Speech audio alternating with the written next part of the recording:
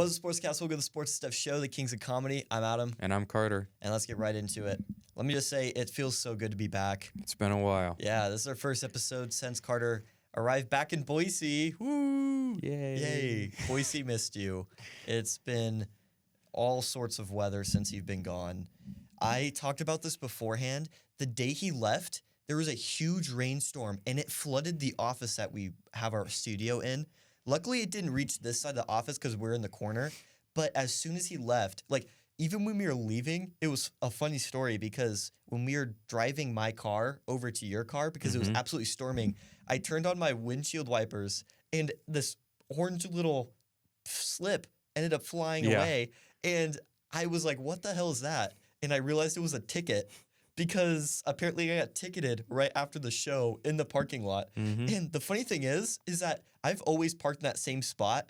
That was the only time I've gotten ticketed. I've still parked in that spot since then, and I've still not gotten ticketed. It was only that one day. Dude, that day was insane, though. It was the day before I left, and we recorded an episode, and I had to bring my car to my apartment building because I had to pack up and leave. When I came in the building to record, it was clear. It was sunny. It was warm. It was great. We walk out, and it's like dumping rain. And we thought, oh, well, guess we'll get a little bit of rain. He drives me to my car. We both drive home. Like 15 minutes later, I look on somebody's story, and it's like flooded downtown. And I was driving through downtown right afterwards. It was hailing golf balls. It was so horrible. It was like, I didn't even know what to do because I'm like, obviously it's not good to drive in this because it could damage your windshield. Yeah. But I was like, I'm in the middle of downtown. I can't turn back. I'm already in too deep. What do I do? Do I just Literally go into a parking garage or go into cover and with my car and just chill and wait it out? But dude, it was so rough. And then the next day I drive home, and I'm like 2 hours from home, and I get a text in my work group chat that says, the power just went out. I'm like, what? And then someone replied, and they're like, yeah, the power went out in the whole city. I'm like, oh, geez, I left it a good time. Dude, the power went out so many times when you were gone. It was horrible. So what type of summer is this? It's so weird, especially with all the rain. Like we just talked about that storm. This is the most rainy I've ever had a summer be since I've moved to Boise. It's always super hot, and it's kind of like California in the summer. But this year, it's just been so weird.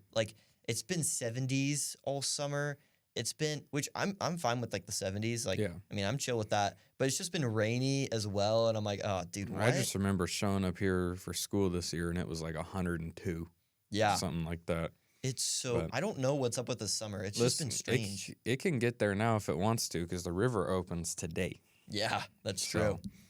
But, I mean, it probably won't be as ideal if it just keeps on raining. But it'll be all right. But, yeah, we're back here again. Glad you missed us. But yeah, we have. I mean, what were you up to when you're in Washington? A lot of doctor's appointments. Oh man, a lot of them. We're all good though. Okay, mostly. Yeah, we're mostly all good. All good. So that's all right. And then my original plan, I think I left on the 7th. I want to say. And I had appointments through the 16th, but my sister graduated the 16th, so I'm like, you know what, I'll stay, leave the next day. I got home for 2 days. I'm like, okay, I don't want to leave. So I stayed a little longer. I had another appointment too anyway, but I stayed a little longer and got to see my other sister's birthday. So I got to see one graduate and watch her dance. I got to see the other one get her birthday, and she's in Chicago playing volleyball at Nationals right now, and just got to see family, friends, the dog. Yeah. My boy Ted. Yeah, it was awesome. I'm definitely going to look into going home next summer, although I don't know, man. We'll see what happens. But it was great. I loved being back. Didn't expect to escape to Seattle for better weather, but that is what happened, I guess. Yep, definitely. And now we're back, and yeah.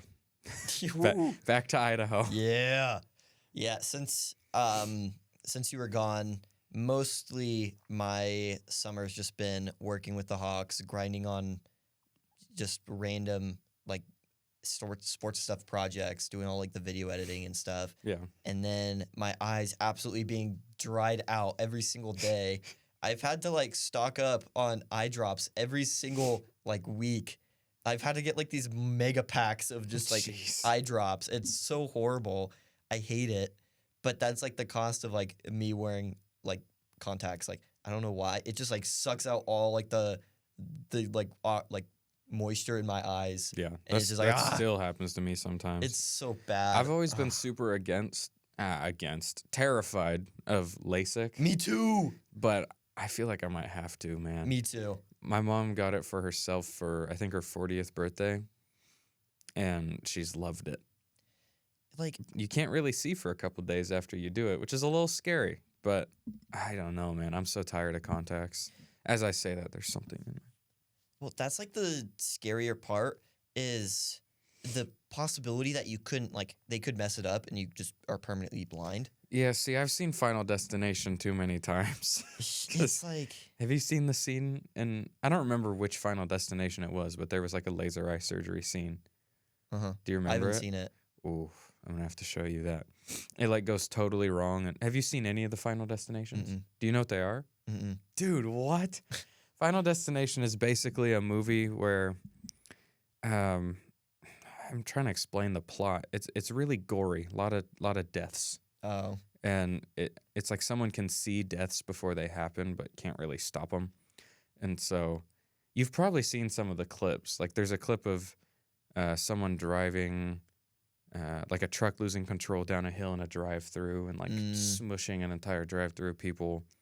And that's what you're basing your Listen. fear of LASIK is? Not entirely. It just scares me in general. But there's one scene where she's like strapped down for laser eye surgery, and the machine like overdoes it or something, and it like tears up her eye, and she's like strapped in so she can't get out, and she like puts her hand up, like slices through her hand, and then she stands up and like backpedals out the window on accident and falls like 100 stories. But Oh. Well, that's the worst case scenario, I guess. that's basically what the movies are. It's like worst case Dude. scenario and all these things. Like, dude, one of them, I think it's the first movie. These two girls are like in a tanning bed, and something falls over and knocks like a surfboard as a decoration. I don't even remember exactly what it was, but something like lodges itself between the two tanning beds, and they like can't get out, so they die in the tanning beds. That would be a horrible way to die. There's one that's like a screw falls out of an air conditioner in a gymnastics like area, and someone steps on the screw, falls off, and like it's like a whole chain reaction, and someone flies off of the bars and like snaps their neck. Dude, what? It's very That's crazy. Yeah, it's pretty insane. You've definitely seen some of the clips, but Dude, wow. I know my mom, she got LASIK when she was like in her 20s. dude, especially And- back then though. Yeah. Back then, it wasn't that long ago, but like my mom did it last year. It's gotten so much better. Uh-huh. Like I would have been so afraid to do it like 5-10 years ago. It makes more sense now. I feel like they're getting better at it, if that makes sense. But it's so expensive too. Oh yeah, Yeah. it's like, insane. that'll be, I mean, that's But- the most ideal thing. Think about how expensive contacts add I up know, to be though. you have to constantly Over the buy course 'em. of your life, Dude. it's probably cheaper to do the surgery. Probably. Like, I mean, I guess, but yeah, I mean, on the update, or we already did updates. Whoops. Yeah. New music, I guess.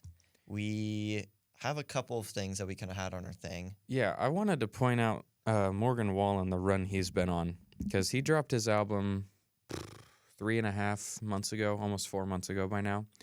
It has sold over 100,000 units for 15 weeks in a row.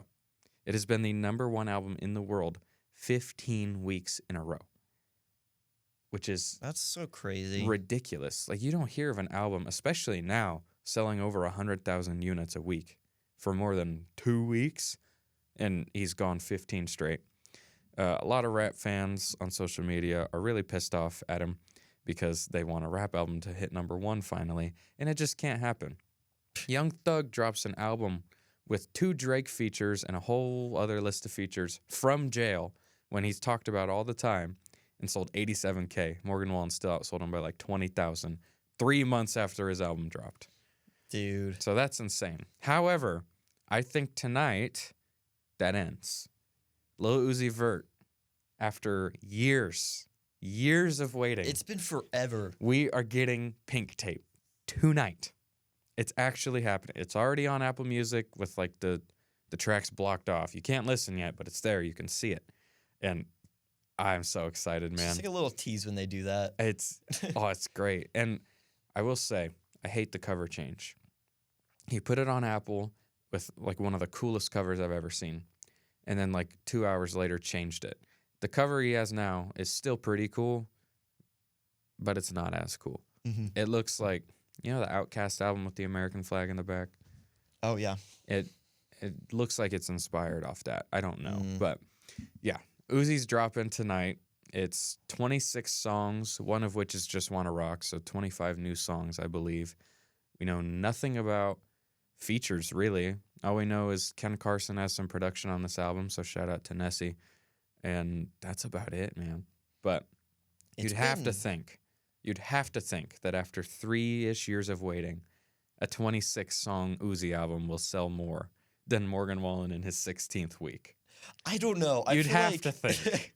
It's going to be tough to beat. I mean, obviously, I'm not a big Morgan Wallen fan. I am. So I obviously, not That praying on album's his so downfall, good. but That album deserves to be number one. And I'm a country music hater outside of Morgan Wallen, but man, that album's really good. I mean, I just feel like it's so weird that like Uzi hasn't dropped in so long. I mean, we've seen that as well with Kendrick Lamar. To be fair, though, Uzi's put out other stuff. He's been like on so many more singles and features, but also he dropped a collab album with Future in like 2020, and he had the Red and White EP. So he still put out a couple projects in between albums, which is more than, for example, like Playboi Carti. He's dropped like 1-2 features since Whole Lotta Red, and they weren't great. He was good on Off the Grid. Playboi Carti's kind of fallen off. The one on the song with The Weeknd, the one that just dropped, Popular. Oh yeah, he didn't do anything on that. Okay.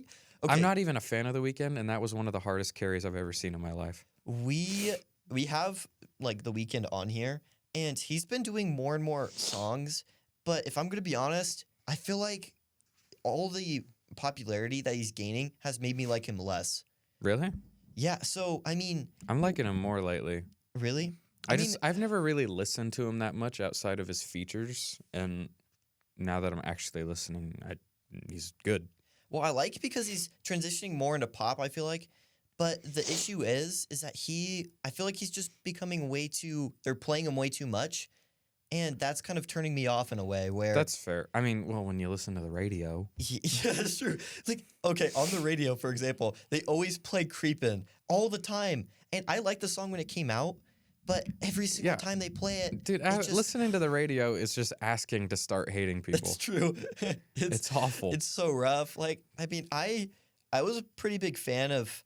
I like some of the songs on Dawn FM. Some of the things are weird on there. Yeah. And then on before that with Blinding Lights, like that, or After Hours, I liked it, but I just feel like, I don't know. I was working at a pizza place when After Hours had just dropped. So I got tired of that album real quickly because we had the same radio station on every single day. Dude, it gets rough when you listen to it. Yeah. And it's like no hate to the artist, but then once you just hear it that much, it's just hard to like it. I mean... It is. That's why you don't listen to the radio. Yeah. But, yeah, I mentioned Young Thug dropped an album. Obviously, that whole thing is going on between Gunna and YSL. Everyone's hating on Gunna because they think he snitched to go home, which he might have, because he is home. I'm not really sure. All I know is it doesn't involve me, and Gunna's really good at rapping, so I don't really care. But yeah, Business is Business was Young Thug's album that just dropped. There was no Gunna feature, which I was hoping for, which really would have shut everybody up. He threw some shots, which you just kind of like, when you're making music, you a lot of times talk about somebody who doesn't exist, right? Mm-hmm. Like, oh, I'm gonna pull up on you, whatever. You could be nobody. Yeah. Or you could be somebody. So there were some things that people were like, oh, is he talking about Gunna? We don't know. Gunna also dropped an album the week before. No features. It was pretty good. I didn't like it first listen. The more I listen, the more I like it. The most popular song, can't really say the title, but those little ad-libs in the back, man, that song is fire. I still feel like Gunna. I'm not a big fan of his albums that he comes up with, but I always love his features Oh, he's that he so always good on has. features. I love his Like, albums too, though. yeah, I mean, I'm just not a big fan of his albums. I I will like say Young this one, Thug's. I don't like as much as his last couple, Yeah, but I still like it. I would prefer a Young Thug album over a Gunna album almost Really? every day. Yeah, Okay. I don't know. I would that's just kind would of- lean towards Gunna. really. Young Thug, I don't know what it is. I like Young Thug, don't get me wrong, and I definitely respect everything he's done for rap because he's a huge influential person in music. But when I listen through a full album, I kind of get tired of it. I don't know if that Yeah. makes sense. Like I can only, you know how there's those artists where you can listen to them and enjoy them, but only to a point. Yeah, If I go through 20 Young Thug songs in a row, I start to like, okay, I want to switch it up. I could listen to Gunna all day. So, I don't know. That's just me. But anyway, that's all going on. I thought Gunna's album was probably better. At least the Gunna parts on the Gunna album were better than the Young Thug parts on the Young Thug album. Young Thug had some really good features. hmm But yeah, that's all going on. I hope they're still cool. Not that it really changes anything for us, but I just hope they're cool. yeah. Because they didn't come up together, but Young Thug like helped them come up, and hmm like I don't know, Gunna's burned a lot of bridges already, like Lil Baby, Wheezy, all those people that you think of when you think of Gunna. So, That's true. but anyway, Especially Lil Baby because like Drip Too Hard. right? That was like one of the biggest. They were attached at the hip for a long time, Yeah, but and those were all good. I mean, like for good dude, yeah, reason. they're both really good. I don't know who I prefer now. Lil Baby, 100%. Like, I lean Over that Gunna? way, but dude, I don't know, man. dude, Lil Baby's so much better. I mean, and Listen, My Turn by Lil Baby is the best album between the two of them. Like, neither one of them have made a better album than that. Mhm. And I don't think it's that close either. However, the last album Lil Baby just put out, I just think in Wasn't general feeling it. though, wasn't Like- feeling it. I feel like in general, Lil Baby has just been so much better than and more consistent than Gunna. If I'm gonna be close, honest, man. like I don't know if you remember this. I was a pretty big Lil Baby hater at first, but then he kind of grew on me a ton, and I just think he's like kept on progressing because my very first impression of him was Yes Indeed with Drake and Lil Baby, and Drake carried. And then at that Yeah, point, I mean that's how Baby got big, but that's one of his worst songs. I know, like, well, on Like his part, part. yeah, his part was really bad, and I was like, Like, it dude, was- come on. I wouldn't say it was bad, but it wasn't. It wasn't It good. wasn't as good as he usually. I mean, is. Drake's carried way worse, especially with what was it, Smiley and Over the Top, like those. or Look Alive. Yeah, Look Alive. Like, he's carried a ton. Like, I mean, it wasn't as bad as those songs. The Drake Care but- Package. Yeah, it definitely really helped him, but he's gotten way better after that. Like, he Yeah. got that carry, and then he's just gotten way, way better. He was Like, making good music before he too. carried Drake on He just, Wants and Needs. that is something I've never agreed with. Really? His verse was awesome. It was really, really good. People hate too much on that Drake part. I think that's just a really good song all around. I don't think there was any carry. There was a TikTok skit on that where it was like Drake in the background where they ended up he was like cut the beat.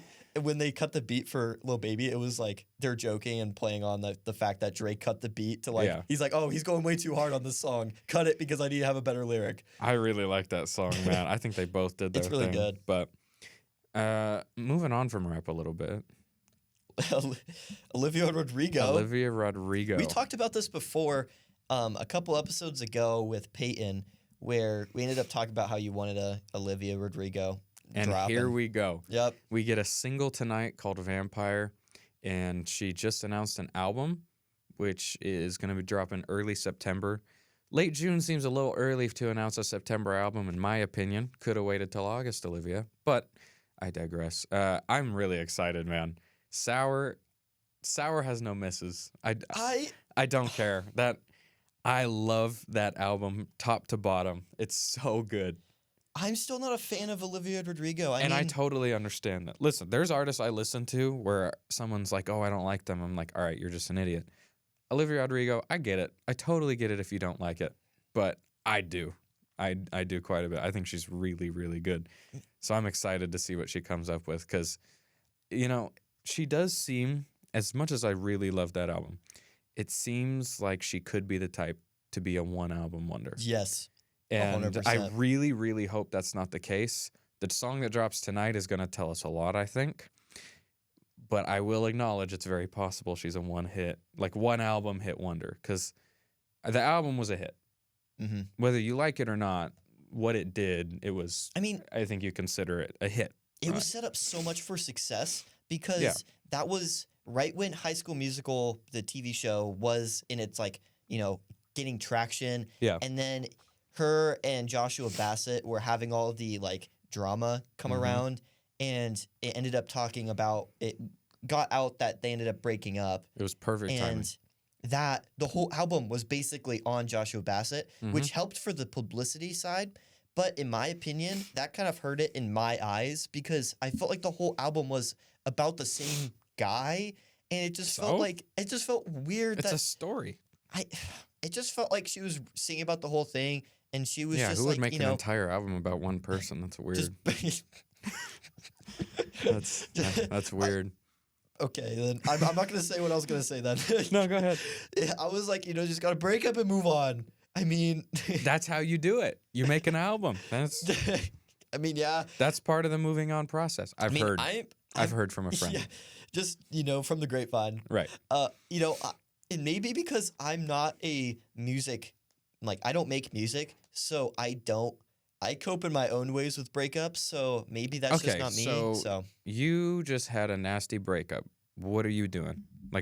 What are you gonna do to try to take your mind off it or move past it? I just try to do everything that I can and get out to just completely not think of it. I just try in my every power, every will I have to just not think of the breakup. So I always, every single opportunity, hang out with friends. I feel like you gotta think about it though. It's so, well, You're gonna have to think about it eventually. when I'm about to go to sleep, that's when I hit my yeah, exactly. my Taylor Swift Midnights type of beat. See, here's my thought process. And I can't speak for anyone else who makes music. I'm also not even remotely popular, so this could be just a me thing. But for me, it's those things are going on. You're thinking them, right? Whether you distract it's yourself, in the back burner. whether you distract yourself or not, they're in there. Something about writing them down and singing them out kind of helps them get out and stay out a little bit, if that makes sense. I know that sounds kind of weird, but it really is therapeutic. Yeah, I mean, it's probably way better too because it's not just bouncing around in your brain all the time. Yeah, and you can turn it into something good too. Mm-hmm.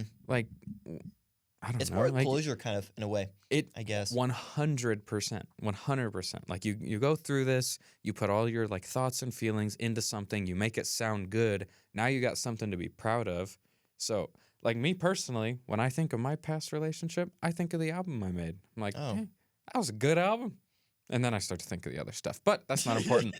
That is not important. Anyway. It doesn't help the argument as much for that part. I feel like there's something else I wanted to touch on. Oh, going back a little bit, Uzi announced that he will be going on a world tour after this album drops tonight. Mm-hmm. And another tour that's going on, Dom Corleo, who Nessie and I are going to go see together, which will be fun. I don't think he'll be your thing. Yeah, probably not. He's, yeah. If you and Nessie like him, that's kind of a red flag for me. He doesn't sound like it to me, but you would think that he sounds like Heat, so you wouldn't like him. But yeah, and then The Weeknd is dropping, I believe, 2 songs tonight, a solo single and then a single featuring Lil Baby. And yeah, I mean, we'll see how those go. I love when The Weeknd is on songs with rappers. I love it. I think that The Weeknd and Travis Scott are one of the best duos I've ever heard. Every song they make together, beautiful. So I'm excited for that, and I really need The Weeknd to be on Travis's new album if it ever drops. Yep, that's true. Which is unclear at this point, but he's just teasing us with the billboards and the briefcases and all that. Yeah. It's ridiculous. And speaking of music, Spotify added AI to their app to kind of build off of the hype of AI right now. And if I'm going to be honest, it's kind of cool. I mean, I've been listening to that only, but it still just feels like a glorified shuffle, if I'm going to be honest. So is it just AI learning from what you listen to and making a playlist? So it's kind of like a playlist. Like you click onto it like a playlist and listen to it. And what it is it's AI talking to you. So it's like, hey, how's it going? This is what I'm going to play for the next couple of songs. So it's kind of like a radio, but it's also like AI governed Oh, radio. That's weird. And it's I don't talking like to it. you. And it's this guy that's like, this is the vibe that we have set for you for the next couple of songs. And you can skip the kind of segments because it's segmented off. Mm-hmm. So they have segments based on what you like to listen to. So there's like rap segments for me personally, rap. Then there's like pop segments. Then there's like country sometimes. Like that's what it kind of designates it. But it's kind of interesting because I mean I've had mixed emotions on it because I've been having a good handful of listens with the AI, and it's just weird. My biggest fear is that I think they pre-recorded some of the audio, and I don't know if it's just going to run out or you're going to hear the exact same things Probably. over and over and over again. Probably. And that's going to ruin it. But when I first listened, it only played rap, and the biggest feature was that you can skip from genre to genre. And every time I try to skip a genre, it'd go back to rap, like the next one. So it'd be like, okay, you didn't want to listen to that type, so we'll listen to more rap. We'll Yeah. just give you. We know you want to listen to this, like. So that was the biggest thing. But I mean, it's been cool to like figure out new music because it does have that different genres every so often. So I mean, that's been a big plus. Yeah. But other than that, I mean, it's been weird. I mean, if they can perfect it, it would be a big thing. Especially they'll have that on top of like Apple Music, and I would assume Apple Music is gonna implement their own type of AI thing very soon to kind of combat Spotify. But We'll see. I don't know. I mean, I don't want Apple to change, man. I love Apple. The only thing I want Apple to change is add collaborative playlists. That is the only thing that I'm like, I like that more about Spotify, is that you can like invite someone and make a playlist with them. You can't do that on Apple, which really annoys me. But other than that, I am a big Apple Music truther. Mm-hmm. And one more music note: Saturday night, midnight Eastern, album, yours truly. Ooh, It's called Eastern. Why Eastern time? You always drop it at midnight Eastern. That's what you do. Oh, It's just how it works. You usually drop it on a Friday at midnight Eastern, but I'm doing it on, I believe it's a Sunday midnight Eastern, July 2nd midnight Eastern for Ethan's birthday. ooh. I'd be better off with you too. 11 songs. Oh, part 2, yeah, dude. part 2. Woohoo. You know how Trippy does like a love letter to you, Yeah. and he has like 5 of them. I Mhm. figure, you know what? I'll have my It's own. gonna be like Shot of Flow where he makes like 20. Yeah. It's gonna be better off with you. Yeah. 20. This is just part 2. Got my boy Jeremy on the cover, and he's on one of the songs. Probably Oh, the really? best song in my opinion. I snapped on that one, but I yeah, know Jeremy sings. he really doesn't. Yeah. But I can make it sound like he does. Yeah. And yeah, 11 songs that'll be out this weekend. I'd be better off with you too. All platforms, go check that out. And I'm dropping another album late July, so I'll plug that too. Shameless promo. Yeah. Anyway, moving on. And then along with the like songs AI, we talked about this right before we started recording. SpongeBob AI has been taking over all social media. Like, yeah, people are writing their own songs and putting SpongeBob characters' voices over it, and people are also putting SpongeBob characters like over popular songs. The amount of SpongeBob covering Kanye West songs I've seen has been insane, and I think they're kind of hilarious. I'm not gonna lie. It's so funny because it transitioned from Drake doing all the AI covers to Honestly, SpongeBob the most characters. I've seen is Kanye doing other songs. Yeah. Because dude, his voice sounds really good on other songs. But I mean, it was Drake, and then it Kanye, went- SpongeBob. Drake, Kanye, and then there's been a lot of Juice and X ones, since they're dead. And yeah, and now they're doing like SpongeBob characters. I've seen a bunch of Donald Trump ones. Yeah. I saw one of Donald Trump covering "Locked Up" by Akon. One of the funniest things I've ever watched in my life. Like I was laughing the entire time. I thought it was so funny. But dude, and as fun and funny as it is, AI's scary, man. Like, how do they do that? Well, it's just It's so hard to know what's real sometimes. Like I was on TikTok the other day, and it was like, oh, listen to this unreleased Juice WRLD song. I'm like, oh, that's me. I love unreleased Juice WRLD songs. I go into the comments and someone's like, oh yeah, it's AI. and it was AI. I had no idea. It sounded What? exactly like the real voice. And obviously that's not the biggest deal in the world for music, but bro, like I don't know, man. It's hard to know what's real and what's not. It's crazy. Okay, it's one thing to get AI to say something in a monotone voice, but it's another thing to get it to sing. Dude, and they're like getting the artist's like emotion in it. There's like little nuances to artists' voices that like somehow in the good ones AI is hitting. Like the one Drake one I showed you, like a lot of them are kind of like dry, kind of stale. That one, that you would have never known it wasn't actually Drake if I didn't tell you. That You one would have never known. in that song, I personally like it. It's so good. It's so good. And the even scarier part is for those songs, you would assume that it would be harder for them to get because how AI works is you get the audio samples and you send it to the AI and they make it say all the things after analyzing the audio. Yeah. And you think it would be harder for them because it has background music, but like something for us in like podcasts, someone could easily take all our audio samples and make us say whatever they want. I don't know why they would, but hypothetically you could. You could literally just make us say whatever you want for those things. Yep. And So that's the crazy thing, especially like all like bigger name like Joe Rogan. right. We've seen it with like the I've Donald seen Trump, a lot Joe of Joe Biden, Rogan and ones too. yeah, like The Donald Trump, Joe Biden, and Obama. Those gaming videos. I'm sorry, those are hilarious. It's Those so are so funny. And that's the thing is like you get so many samples from them because they're speaking all the time. Right. To where those popular people, you could get them to do all those things. Like that's the crazy It's insane, man. I almost want to run a little experiment where like I put one of the songs I make through AI and like make it like Juice or like someone super famous and see if it like catches on.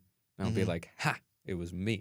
Yeah. But I mean, I don't know if we've that seen really people proves do the that. point I want it to. 'Cause Yeah. Maybe maybe then the voice is the problem. But anyway. Yeah. On to a little bit of sports because we are a sports show. Yeah. We went stuff in sports, you know? Yeah. A little. We were gone. I was gone. We were not recording when both of the championship series ended.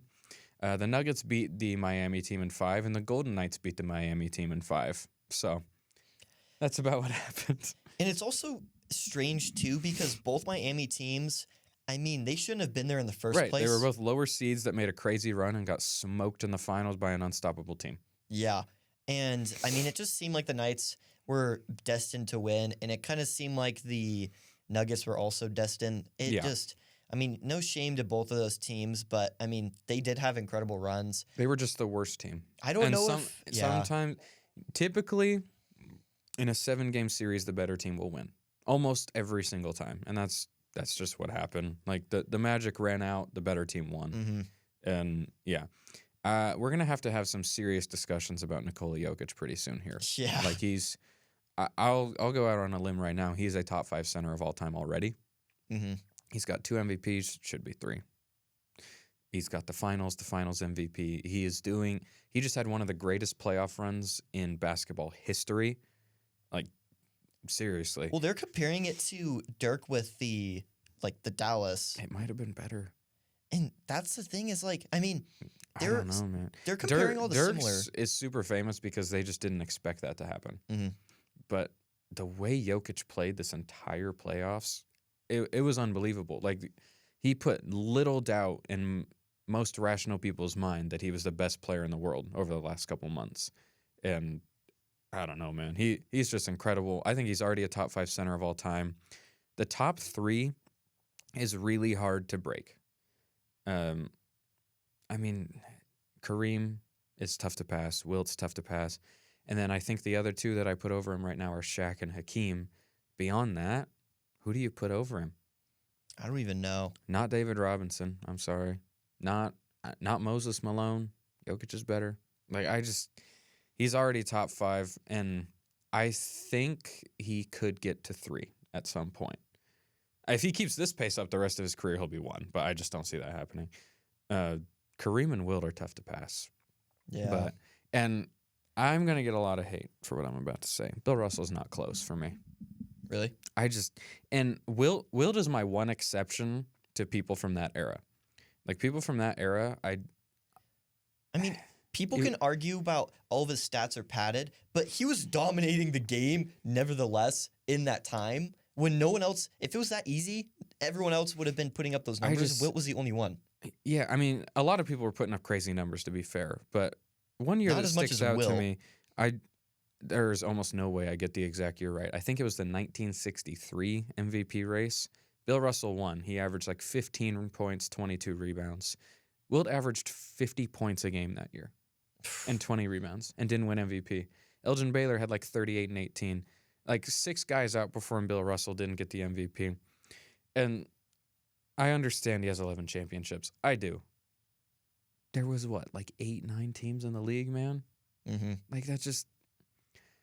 And I know you're not really supposed to compare eras because it's kind of impossible. We don't know how people would do in certain eras. I will just say I'm fairly confident if you dropped an average role player from today in that era, he's the best player. So. Yeah, but they've also developed much more with like right, and that's not technology. Right. So that's not all their fault because we have more knowledge now. We have more resources. They made it way more efficient to practice. Just, like think about it logically. Dude, Bill Russell was 6'9", 220 pounds, and was a center. Yeah. What is he going to do in the league today? Yeah, like... Again, all respect, he dominated his era. He was a huge influence on the game. He did a lot of great things. By all means, by all accounts, a great person off the floor. I just have a hard time putting guys from that era above guys from this era. Because I think... You take anyone pre-1980, tell them to go and guard Nikola Jokic, they're retiring at halftime. I guess that's just how I feel. Yeah, and I mean, Jokic, Jokic is like a weird... I mean, we've talked about it all the time. You looking at him, you just don't think that he would be that great, but he's been crazy. And all the parallels from his run, like the parallels from Dirk's run and Jokic's run is so weird. They've been so many things that... Jamal Murray was better than whoever Dirk had in 2011. Like, the Nuggets were a better team. But I also think Jokic was playing better himself. Than Dirk. But Dirk was never supposed to win. Well, Dirk also had to go through... He had to go through Braun. He had to go through the Lakers. He had to beat the Heat in the final. Didn't they beat the Spurs, too? I think? Yeah. Dude, that's... Duncan, Kobe, LeBron. Like, that's the generation right there. Like those are the generation defining players right there. And if you look at Jokic, they obviously won the title, so you can't take that away from him.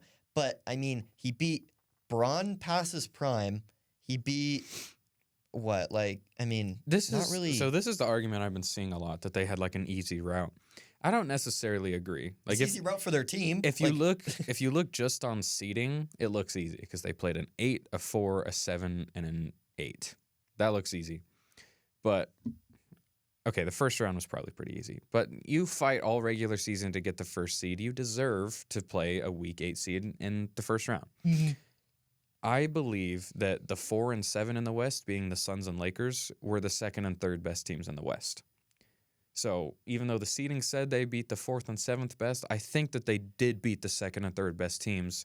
Way to go through KD and Booker. Right, that was a good team. And people were clowning on them because, they lost in 6, but that was the farthest anyone pushed the Nuggets. Mm-hmm. I feel like that's not talked about enough. Now, obviously, they didn't sell that much, I guess, but they went and got Bradley Beal. They don't have much money left. It'll be interesting to see what they do with that big 3, but... It's also, to talk about, the Lakers were on a tear up to that point, and they swept them. As I've said on the show maybe 100 times, after the trade deadline, the Lakers had, a top 3 record in the NBA. They got all the way to the 7th seed. They beat the Grizzlies and the Warriors, 2 really good teams, and they were in every game with the Nuggets, but the Nuggets closed every single one of them. It was not the route being easy. The Nuggets were just better than everybody. Yeah. I don't think there was a route that would have been very hard for them. Mm-hmm. I don't know. That's just how I feel. I think they deserve all the credit in the world. I think they're poised to be favorites to repeat. Even if you think about it, everyone thought it was either the Bucks versus Nuggets or Celtics versus Nuggets. And I said Celtics Lakers, and I was kind of close. They both made the conference finals. Yeah. I'll take it. So even if you think about it, the Nuggets versus Celtics, Nuggets still would have won that one. Nuggets versus Bucks still would have won that one. Yeah. I think anyone in the East, they still would have beat. Like, yeah, I think, like I said, they beat the second and third best teams in the West. And I don't know if the Heat were the best team in the East, but I think through the playoffs they were playing the best. yeah.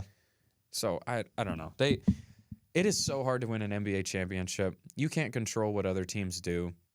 If you thought the Celtics would have beat the Nuggets, maybe the Celtics should have beat the Heat, right? Like, stuff happens, and you can't blame someone for winning it all because of what else happens. But yeah, speaking about the NBA, the draft happened pretty recently here, and in the shock of the century, Victor Wembanyama went 1. Whoa! Yeah.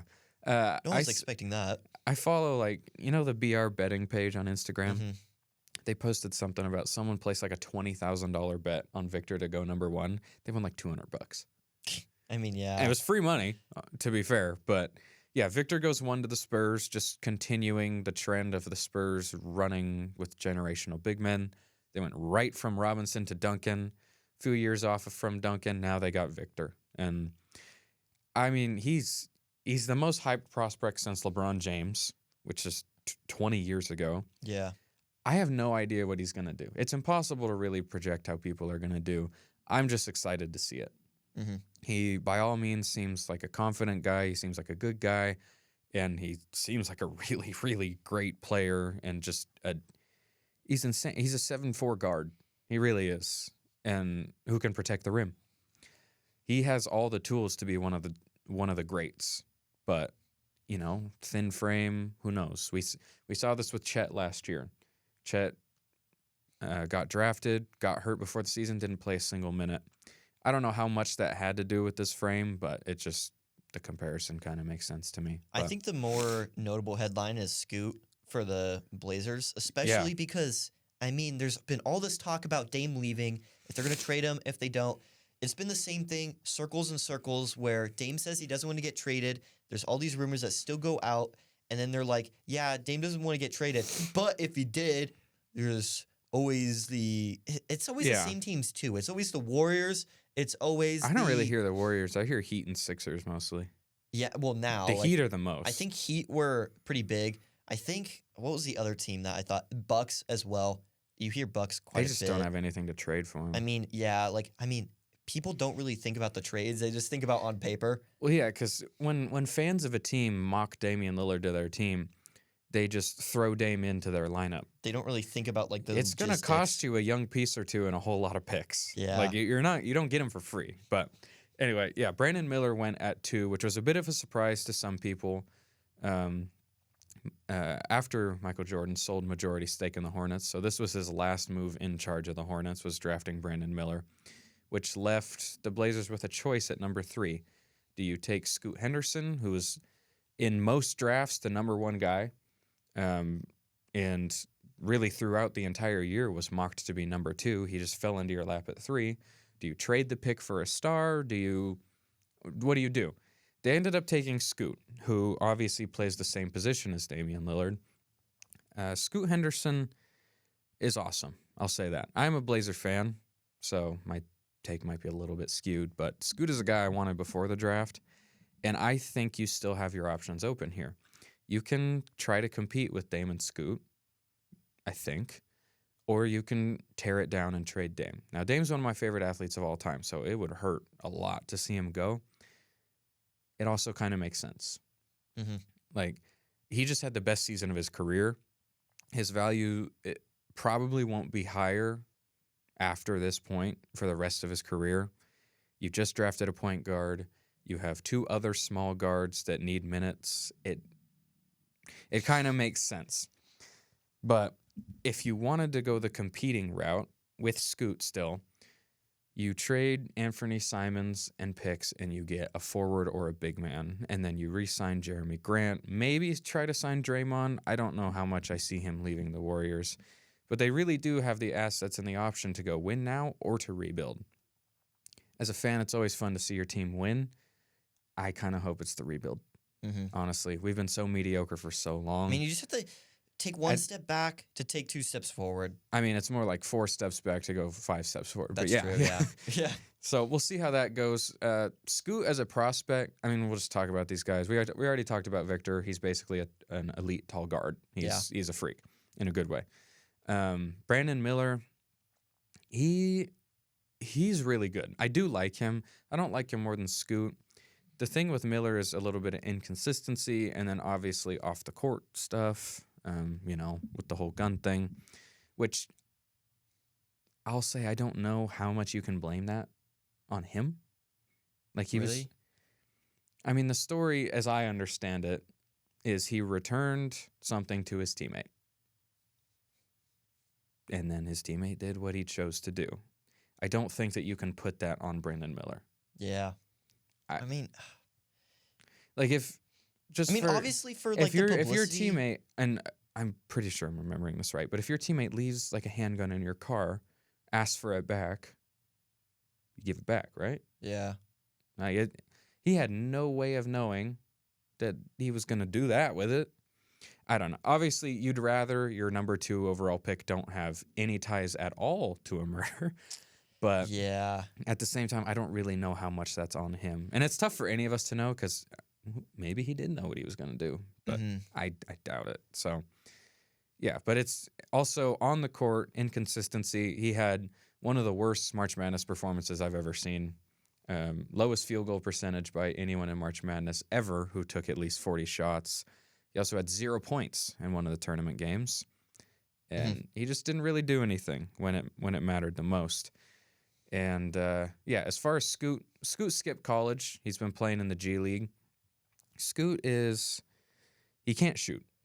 He can't shoot. He's not a great mid-range shooter either. He's an excellent slasher, great mover off the ball. He's a good defender, great playmaker, and he's just explosive. The best comparison I can give to him is like Prime D Rose in terms of play style. Not saying he's going to turn into Prime D Rose, but that's how he plays. So that could be fun. The main other draft headline I wanted to talk about is Eamon and Oswar Thompson went 4 and 5, which is pretty cool. So cool. I think that's pretty cool. And I've seen a lot of videos of them just being like total NBA nerds, like knowing about like past drafts, and they went back and forth naming players that started with a certain letter, and I just like that. I love when NBA players are like me, like they just love the NBA. So I'm rooting for them. We haven't seen twins go this high since the Morris twins, and these guys went higher. So I actually like both quite a bit. I think Eamon is a little bit better, but it's tough to say. They both have there's a lot of projection involved with them because they also skipped college. So, which I like, honestly. What do you think? Do you think that a player benefits more from a year in college or a year in the G League or overseas?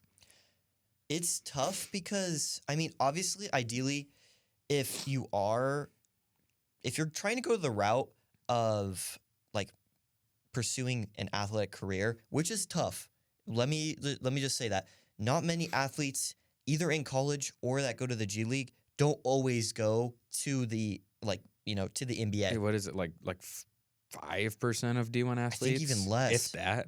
Like I think it's like 1%. It might be 1, yeah. And I think that's a tough part. So I'm always, in my perspective, I would always try to go to college so you can at least have a backup option where you could still study and get something to where, I mean, and that's the biggest issue that athletes face is they go to college, they don't finish it out, and they crash and burn at their end of their career in college or at the beginning of their career in the professional level, and then just aren't able to provide like a living because they didn't study in college, they didn't make enough money in the professional level to actually do You can go back anything. and get the degree though.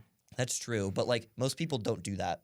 As far as just in terms of for your game though, like just disregarding like off the court or backup plan or whatever, do you think it benefits a player more as a player to play a year in college, like experience March Madness and all that, or play professionally in the G League? I mean, I would say professionally. I think so too, because it's grown men, man. Like, these are people that do this for a living, and especially in EuroLeague, I think that's even better than the G League. Yeah, like what Victor's doing. and like what Luka did. Dude, Luka came to the NBA and said, it's easier here. Yeah. That is an insane statement to say. And I think I don't know if that fully makes sense, but I like them playing professionally and skipping out on college for the top end prospects that know they're going to the league. Mm-hmm. Obviously, if you're like a late first round projected guy, it's a little bit of a risk, but there's always risk involved in something like this. And I think that you can go back and get your degree. You can't go back and get the professional experience that you could have had. Yeah. So I don't know. I am interested to see because, 4 of the top 5 picks in this draft skipped out on college basketball. Brandon Miller's the only one who played. And I'm really interested to see how that works out for all of them. And then I'm not even going to lie to you. I don't know how to say his name yet. But the guy the Wizards took off of Victor's team also didn't go to college too. So we're going to get to see a neat comparison here of professional versus college and how that benefits you in the league. So I'm excited for that. And it's also so crazy because of how pivotal these moments are, especially in your collegiate career. And that's for almost every single person who's trying, like an aspiring, 19 to 25-year-old. You could get your biggest break at 19 or 20, and you just really hope that you did the right move. Right. Because there's sometimes, especially with athletes, you just really hope that you're ready for those moments. They have to make really important decisions at a really young age. These guys are younger than us. And it's so crazy that they have to make these decisions and hope that it's for the best of them. Yeah. Because one of my favorite examples I've heard is, have you heard the story of LeBron when he was a rookie and Reebok offered him $100 million or something? Yeah, I think so. And he said no. 18-year-old that didn't grow up with a ton walks out of a meeting being offered that much. Turned out to be one of the best decisions he ever made. There's so much pressure on these young players in all sports, really, to make the right decision at the right time. And I don't know. I don't envy that. Obviously, I envy being a professional athlete, but that is a lot of pressure to put on someone. Crazy. And the risk of that. At this point, the guys coming into the league are younger than us. Yeah. And I think of myself a year ago trying to make a choice like that. Sheesh, man. That's all respect to them. It's so crazy. I can't even understand it, but yeah. We have a couple trades as well for the NBA. Yeah. One of the biggest ones. The Wizards are active. Yeah. They are. We talked a little bit about Beal a few minutes ago, but Beal got traded from the Wizards finally. He's kind of just been sitting there for forever. He got traded to the Suns to team up with Booker and KD, and for now, DeAndre Ayton. They traded away, I believe it was Chris Paul, Landry Shamet, and some pick swaps because they don't really have first to trade after trading for KD. And people were confused about this for the Wizards for a while. Actually, people were confused on both sides. But I don't hate it for the Suns. Chris Paul was probably gone regardless. Landry Shamet, he's not going to play. As far as picks, you're already in this deep, man. Go for it. Well. Swing for the fences. For the Wizards, I hated this first trade. You're just going to buy out Chris Paul. You got effectively nothing for your franchise player. And then they flipped Chris Paul, immediately, to the Warriors for Jordan Poole and a first. So they ended up trading Beal basically for swaps, Jordan Poole and a first, which is pretty good. The thing is it's weird how they're running the Warriors because the Warriors aren't playing for wins. They're playing for flashiness and to get points and to bring fans in. I don't think they're going anywhere. They're 2 years removed from a title. I don't know. They just won a title with Poole as one of the main players. I don't think that they're going to win. Poole had a down year last year, don't get me wrong, but that happens. He had a down year. Do you think they're going to win a championship with Poole? Who? The Wizards. Well, no. Yeah, they weren't going to with Chris Paul. I just don't think that they're going for wins. I just think they're going for flashiness. They're going for a rebuild. The Wizards are. I don't know if Poole is the key player you would need. Well, neither's Bradley Beal, neither's Chris Paul. That's true. I just think they could have made a different move. I don't think there's much more they could have got for Beal. Honestly, Poole he's a good player. He had a down year last year, but he's a good player. He's still young, so he has the opportunity to get even better. He's locked up long term, and you got picks. And I think that makes a lot of sense for an aging guy in Bradley Beal with a massive contract. And I mean, they flipped Chris Paul for Poole. Like they were going to buy him out if they didn't trade him. They were going to get nothing for him. So I am almost positive they didn't trade for Poole to be like the guy they're going to build around, but he could be a piece down the road. I think Poole has 3 or 4 years left on his deal. It's going to take longer than that for them to complete this rebuild. Yeah. So if Poole doesn't end up getting better, let him play out his contract, then let him go. I mean, Poole is a shot chucker. On a tanking team, Jordan Poole might average 30 points a game. Well, and then if you compare that with all the previous moves they made, like they made a move for like Russ previously. Yeah. And that was just to sell tickets. That Like, was a ticket sell move. I think that was a win now move that was just a couple years too late. That's what I think that was. Even with Russ has no history of winning. I mean, like, not really. He had the MVP, so he's had the individual accolades, but he's never won as a team, and he's never had success as a team. Which I don't think you can put all on him. I mean, you'd have to put it all on him because that core made it to the finals one year. They were up 3-1 on the greatest regular season team of all time, and to be fair, he and KD both did choke. But I don't know. It's not all on him, but it definitely is partly on him. But yeah, I like that series of trades for Washington. This next one, I don't as much. It was a 3-team trade between Washington, Boston, and Memphis. Boston received Kristaps Porzingis and 2 first-round picks, which I believe both came from Memphis. Washington got Tyus Jones. That's it. And Memphis got Marcus Smart. So Porzingis to Boston, Smart to Memphis, Tyus Jones to Washington. I really like this trade for the Celtics and Grizzlies. Yeah. Don't love it for Washington, but at the same time, Porzingis was probably gone anyway. It is what it is. But Porzingis is a great fit in Boston, I think, and they added picks on top of it. Marcus Smart is exactly what the Grizzlies need right now. He's exactly what they need. The Grizzlies' main problems are not about talent. They're not about fit. They're not about anything to do on the court, really. It's the off-the-court stuff. Now you got a veteran, a guy who by all accounts was the leader of the Celtics team, the guy, like the glue guy, a great defender, a still plus offensive player. He is perfect for them. Like, I love this for Memphis. I think Marcus Smart is exactly what they need. Ja will be out the first 25 games of this season for the whole gun thing again.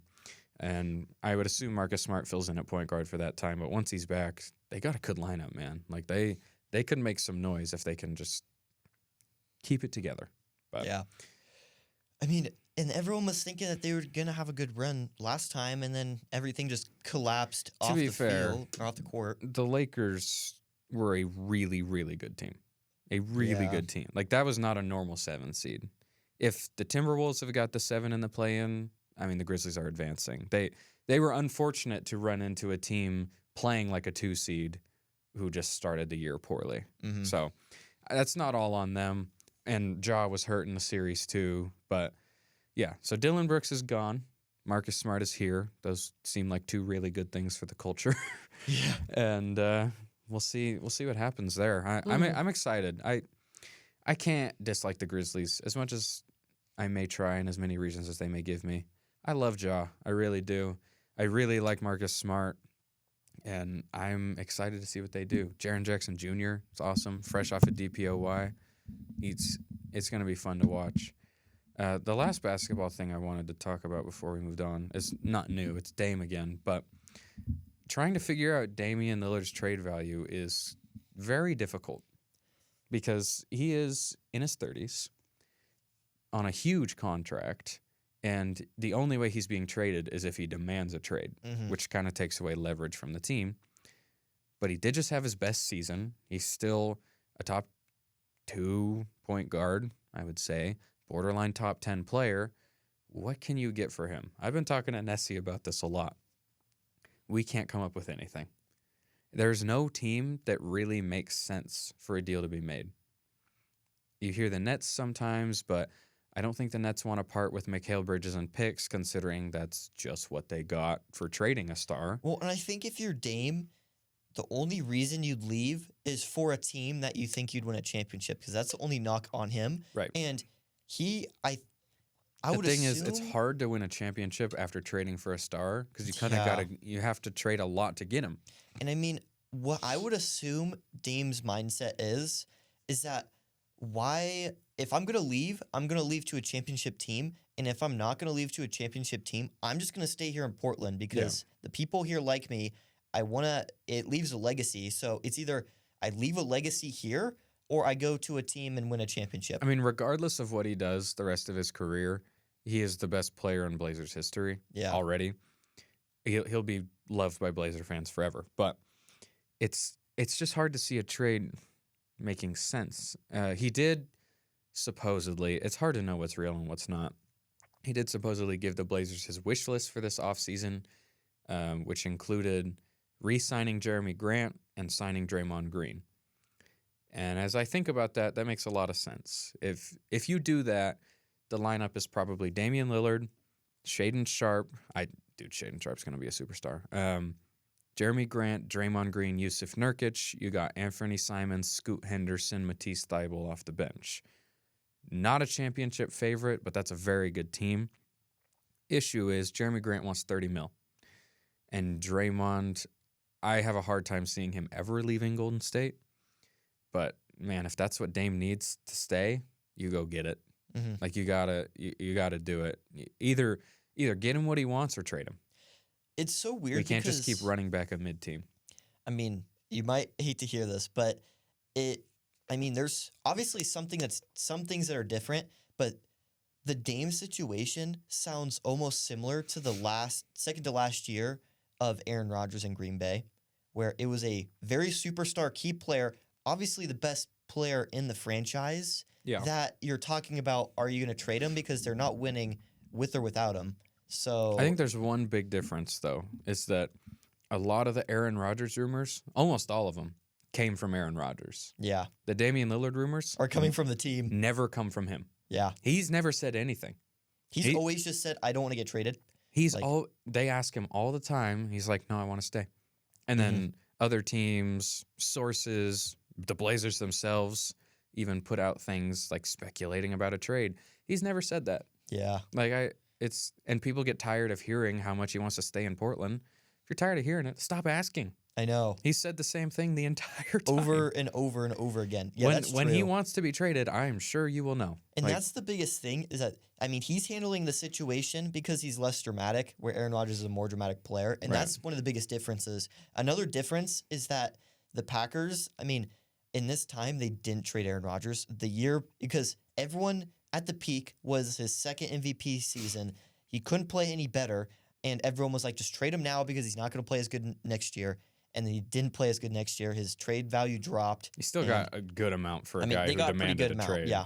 Because it's obviously MVP and you're going to a team desperate because they've never had a franchise quarterback since the first, ever. Yeah.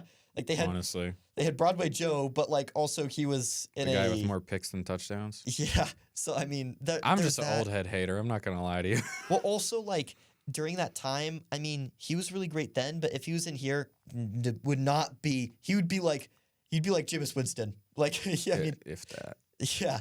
So, again, that's not the old player's fault necessarily. There's so much more talent in sports now than there's ever been. Yeah. And I don't think that's even arguable. But it's here's a prime example. You know the Jordan layup where he goes up for the dunk and switches hands and lays it up? Dude, Lonnie Walker barely played for the Lakers this year. He did that 5 times this year. Yeah. I don't know. People are more creative and talented now than they've ever been. And I'm not saying Lonnie Walker's better than Michael Jordan. I'm just saying the league today is stacked. But yeah, I get the comparison because it's guys who haven't won as much as you would hope they would, rumored to be getting out. But I think the big difference is Aaron Rodgers said it himself. Dame never did. And it felt, I can't talk. It felt to me like Aaron Rodgers was looking for a way to get out. Yeah. It feels like Dame is looking for a reason to stay. Mm-hmm.